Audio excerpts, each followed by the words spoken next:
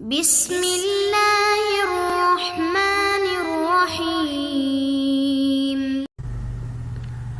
اللهم صل على سيدنا ومولانا محمد افضل صلواتك بعدد معلوماتك وبارك وسلم وصل عليه۔ بسم اللہ الرحمن الرحیم۔ عزیز طلباء کرام، مختارات من ادب العرب سے بحمد اللہ تعالی آج ہمارا 47واں سبق ہے اور مضمون اخوان الصفا کا آج یہ دوسرا درس ہے۔ تو بڑھتے ہیں اپنے سبق کی طرف۔ جی تو ما قبل میں ہم نے اخوان الصفا یعنی مخلص بھائی، اس کے بارے میں ہم نے پڑھا کہ ہرن بھاگتے ہوئے آئی اور پھر کوا، چوہا اور اسی طرح کچھوا، ان تینوں نے اس کو اپنے ساتھ ٹھہرا لیا، بلکہ ادھر پھر وہ سارے رہنے لگے۔ تو ان کا جو عریش تھا، صاحبان تھا، چبوترا، اس میں وہ سارے آپس میں بیٹھا کرتے تھے اور بات چیت کیا کرتے تھے، جیسے کہ مصنف نے ذکر کیا تھا۔ تو اب آگے مصنف رحمہ اللہ فرماتے ہیں فَبَيْنَمَا الْغُرَابُ وَالْجُرَزُ وَالسُّلَحْفَاتُ ذَاتَ يَوْمٍ فِي الْعَرِيشِ، کہ ایک دن جب چوہا، کچھوا اور کوا عریش میں بیٹھے ہوئے تھے، غاب الظبی فتوقعوه ساعة فلم يأتي، ہرن غائب تھا، انہوں نے ایک ساعت اس کا انتظار کیا لیکن وہ نہ آیا۔ فلما ابطأ اشفقوا ان يكون قد اصابه عنة، جب ہرن کو بہت دیر ہو گئی تو انہیں خوف ہوا کہ اس کو کوئی مصیبت نہ لاحق ہوئی ہو۔ فقال الجرز والسلحفاة للغراب، تو چوہے اور کچھوے نے کوے کو کہا انظر هل ترى مما يلينا شيئا، کہ کیا دیکھ ہمارے قریب کوئی چیز دکھائی دیتی ہے۔ فحلق الغراب في السماء فنظر فإذا الظبي في الحبائل متقنصا، کوے نے آسمان میں ایک فضا میں ایک گول چکر لگایا، اس نے دیکھا تو اچانک اس کی نظر پڑی ہرن پر کہ جو رسیوں میں جکڑا شکار ہوا پڑا تھا۔ فانتقض مسرعا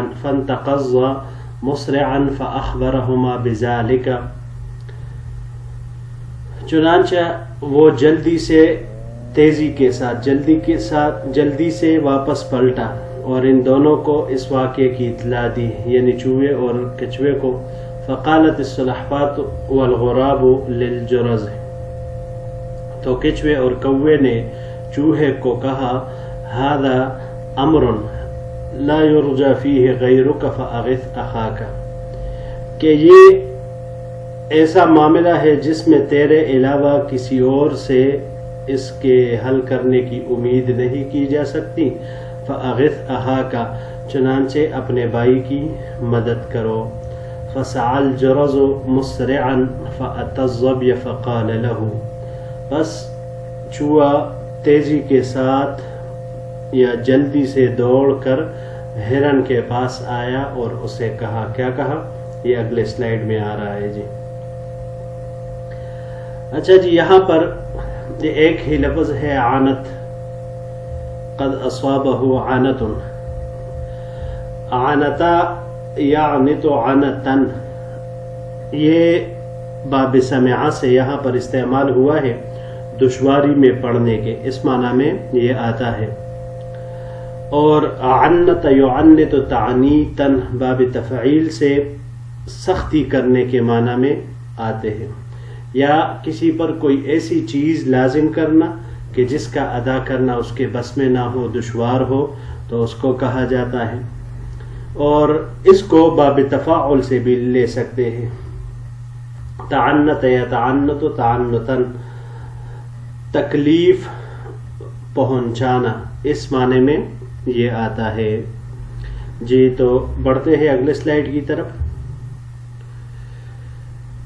کیف وقعت فی هذه الورطة وانت من الاکیاس، جب چوہا پاس آیا ہرن کے تو اس سے کہا کہ اب اس ہلاکت میں کیسے پڑے حالانکہ آپ تو عقل مندوں میں سے ہے؟ قال الظبی، ہرن نے جواب دیا، هل یغنی الکیس مع المقادیر شیئا، کہ کیا عقل مندی تقدیر کے مقابلے میں کوئی فائدہ دیتی ہے؟ فبینما ہما فی الحدیث اذ وافتہما الصلحفات، اس دوران کہ جب یہ دونوں اپنی بات کر رہے تھے کلام جاری تھا ان کا کہ ان کے ساتھ لاحق ہو گیا یا ان کے پاس پہنچ گئے کچھوا۔ فقال لها الظبی، تو اس کو کہا ہرن نے، ما اصبت بمجیئک الینا، کہ ہمارے پاس آ کر تم نے اچھا نہیں کیا۔ ما اصبت بمجیئک الینا، آپ نے اچھا نہیں کیا ہمارے پاس آ کر، کیوں؟ فإن القانص لو انتهى إلينا وقد قطع الجرز الحبائل استبقته عدوا وللجرز أجحار كثيرة والغراب يطير وأنت ثقيلة لا سعي لك ولا حركة، کہ اگر شکاری ہمارے پاس پہنچا اس حال میں کہ چوہے نے رسیاں کاٹ دی ہو تو میں دوڑ کر اپنے آپ کو بچا لوں گی، اور جو چوہا ہے تو اس کے لیے پتھر بہت سارے ہیں، یعنی اس کے پیچھے چھپ جائے گا۔ والغراب یطیر، کوا تو اڑ سکتا ہے تو اس کے پکڑنے کا بھی خطرہ نہیں۔ وانت ثقیلۃ، مگر تو بھاری ہے، لا سعی لک ولا حرکہ، تو نہ دوڑ سکتی ہے اور نہ تیزی کے ساتھ حرکت کر سکتی ہو۔ تو وَأَخَافُ عَلَيْكِ الْقَانِص، تو مجھے ڈر ہے تمہارے اوپر شکاری کے پکڑنے کا۔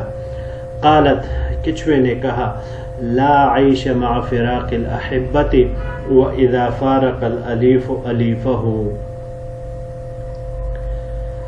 کہ دوستوں کی جدائی میں کوئی زندگی نہیں ہے۔ لا عیش مع فراق الاحبت، دوستوں کی جدائی میں کوئی زندگی نہیں ہے۔ وَإِذَا فَارَقَ الْأَلِيفُ أَلِيفَهُ، اور جب محبوب سے جدا ہو جائے۔ فقط یہ اگلے سلائیڈ کے ساتھ پھر جڑ رہا ہے، تو اس کو انشاءاللہ وہاں پر یہ جملہ پورا کریں گے۔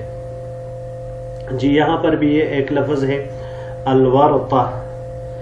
ورطہ یہ ہر انتہائی دشوار گاڑی یا ہلاکت کو کہتے ہیں کہ جس میں انسان پس جائے، اور وہ پسنا ایسا ہو کہ نکلنا پھر اس کا مشکل ہو۔ اس کی جمع ورطات بھی آ سکتی ہے، اور اس کے علاوہ وراطن، یہ بھی اس کی جمع آ سکتی ہے۔ یہ باب افعال سے ایراطن یہ آتا ہے ہلاکت میں ڈالنے کے معنی میں، اور اگر اس کو ہم باب تفعیل سے لیں تو توریطن آئے گا، یہ بھی ہلاکت میں ڈالنے کے معنی میں۔ معنی چاہے باب افعال سے استعمال ہو یا باب تفعیل سے۔ باب افعال سے ایراطن مصدر آئے گا اور باب تفعیل سے توریطن، تو دونوں سے معنی اس کا ہلاکت میں ڈالنے کا آئے گا۔ جی اگلے سلائیڈ کی طرف بڑھتے ہیں۔ فقد صلب فؤادہ، تو اس کا دل مسلوب ہو جاتا ہے۔ وحرم سرورہ، اور اس کی خوشی حرام ہو جاتی ہے۔ وغشی بصرہ، اور اس کی بصارت پر پردہ پڑ جاتا ہے۔ فلم ینتہی کلامہا حتی وافی القانص، بس اس نے ابھی اپنا کلام ختم بھی نہیں کیا تھا کہ شکاری واپس آیا، شکاری پہنچ گیا۔ ووافق ذلك فراغ الجرز من قطع الشرک، اور اسی وقت چوہا تسمہ کاٹنے سے فارغ ہو چکا تھا۔ فنجا الظبی بنفسہ، تو لہذا ہرن نے خود کو چھڑا لیا۔ وطار الغراب محلقا، کوا گول دائرے میں چکر لگاتے ہوئے اڑ گیا۔ ودخل الجرز لبعض الاحجار، اور چوہا وہ بعض پتھروں میں گھس گیا، یعنی اس کے پیچھے چھپ گیا. وَلَمْ يَبْقِ غَيْرَ الصُّلَحْفَاتِ، اور وہاں پر کچھوے کے علاوہ اور کوئی باقی نہ رہا. وَدَنَا الصَّيَّادُ فَوَجَدَ حَبَالَتُهُ مُقْطَعَةً فَنَظَرَ يَمِينًا وَشِمَالًا فَلَمْ يَجِدْ غَيْرَ الصُّلَحْفَاتِ تَدِبُّ. جب شکاری نے قریب آ کر اپنے جال کی رسی کو کٹا ہوا پایا تو اس نے نظر کی دائیں اور بائیں، یعنی دائیں بائیں دیکھنے لگا. فَلَمْ يَجِدْ غَيْرَ الصُّلَحْفَاتِ تَدِبُّ، تو کچھوے کے علاوہ اور کچھ بھی اس کو رینگتا ہوا نظر نہیں آیا، یعنی صرف کچھوے کو دیکھا کہ جو رینگتے ہوئے جا رہا تھا. فَأَخَذَهَا وَرَبَطَهَا، پس اس کو پکڑ لیا اور اس کو باندھ لیا. فَلَمْ يَلْبَسِ الْغُرَابُ وَالْجُرَزُ وَالظَّبْيُ أَنْ اجْتَمَعُوا، بس تھوڑی دیر نہیں گزری تھی کہ کوا، چوہا اور ہرن یہ جمع ہو گئے. فَنَظَرُوا الْقَانِسَ قَدْ رَبَطَ الصُّلَحْفَاتَ فَاشْتَدَّ حُزْنُهُمْ، تو بس انہوں نے دیکھا کہ شکاری نے کچھوے کو باندھ لیا تھا. فَاشْتَدَّ حُزْنُهُمْ، تو اس پر ان کا غم وہ بڑھ گیا. جی یہاں پر یہ لفظ ہے تدب، دبب سے ہے، دبب یدبب، باب ضرب سے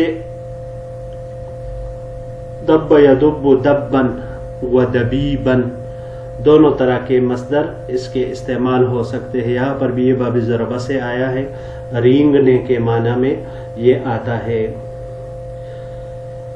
باب افعال سے اگر اس کو ہم لے تو باب افعال سے ادبابن، ادبب یدبب ادبابن، یہ ہاتھوں پیروں پر چلانا، ہاتھوں پیروں پر چلانا اس کو کہا جاتا ہے. پہلے زمانے میں جب جنگیں ہوتی تھی تو اس میں ایک آلہ استعمال ہوتا تھا جسے دبابہ کہا جاتا تھا. ایک آلہ تھا دبابہ، جس کو محاصرے کے دوران استعمال کیا جاتا تھا. اور فائدہ اور کام اس آلے کا یہ ہوتا تھا کہ اس کے اندر آدمی داخل ہو جاتے جو قلعے کی دیوار کے جڑ میں پہنچ جاتے، جو بالکل قلعے کی دیوار کا نچلا سطح ہوتا تھا تو اس میں پہنچ جاتے تھے، اور وہیں پر اس کے اندر رہتے ہوئے یہ لوگ وہاں پر نقب لگانے کی کوشش کرتے ہیں. تو مطلب کیونکہ اوپر دیواروں پر وہ دشمن ہوتے تھے تو وہ تیر بھی برسا رہے ہوتے تھے اور گرم کو ابلتا ہوا یہ تیل وغیرہ بھی وہ ڈالتے تھے، آگ بھی پھینکتے تھے. تو ان چیزوں سے حفاظت کے لیے انہوں نے یہ آلہ بنایا تھا کہ اس میں رہ کر وہ دیوار کے اندر وہ سوراخ کرنے کی کوشش کرتے، نقب لگانے کی کوشش کرتے، تاکہ اس کے اندر محفوظ رہ کر نقب لگا سکے اور کامیابی کے ساتھ دشمن کے قلعے کے اندر گھس کر پورے فوج کے لیے دروازے کو کسی طریقے سے کھول دیا جائے. تو دبابہ اسے کہا جاتا تھا جسے محاصرے کے دوران لشکر والے استعمال کرتے اپنے یہ سپاہیوں کی جانیں بچانے کے لیے، تاکہ کم سے کم جانی نقصان کے ساتھ فائدہ زیادہ سے زیادہ حاصل ہو. اور اگر مختصر الفاظ میں کہے تو اس کا کام آج کل کے ٹینکوں جیسا ہے. جو ٹینک جنگ میں استعمال ہوتے ہیں تو اس میں بھی اندر آدمی بیٹھے ہوتے ہیں، تو اس کے اوپر جتنے بھی فائر ہو اب وہ ان کو کوئی نقصان نہیں پہنچا سکتے، بجائے اس کے کہ کوئی بڑا وہ نہ آئے. تو اس لیے وہ اندر اس میں محفوظ رہتے ہیں اور اندر رہتے ہوئے وہ دشمن کو کافی جانی نقصان، مالی نقصان پہنچانے کی کوشش کرتے ہیں. تو اسی معنی میں یہ استعمال ہوتا ہے. جی یہی تک ہمارا آج کا سبق تھا. انشاءاللہ العزیز اگر زندگی رہی تو پھر اگلے سبق کے ساتھ آپ کی خدمت میں اگلے درس میں پھر حاضر ہوں گے. السلام علیکم ورحمۃ اللہ وبرکاتہ.